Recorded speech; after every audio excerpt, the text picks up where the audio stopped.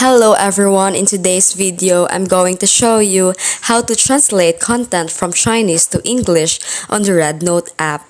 Since Rednote is a Chinese app, you might run into a language barrier when reading the post or comments. But don't worry, I've got you covered. Here are the simple solutions. The first thing you need to do is to open your Rednote app on your device. Next, let's find a post that is written in Chinese. Let's tap the comment and then let's take this post as example. We need to take a screenshot of the post that we want to translate. After you've taken the screenshot, you'll see an option to translate the text on your screenshot. Then here, it will automatically translate all the Chinese text into English right on your screen. And there you have it.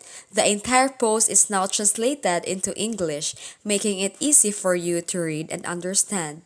That's it for today's tutorial. If you found this video helpful, please give a thumbs up and don't forget to subscribe to the channel for more quick tips and tricks. Thanks for watching!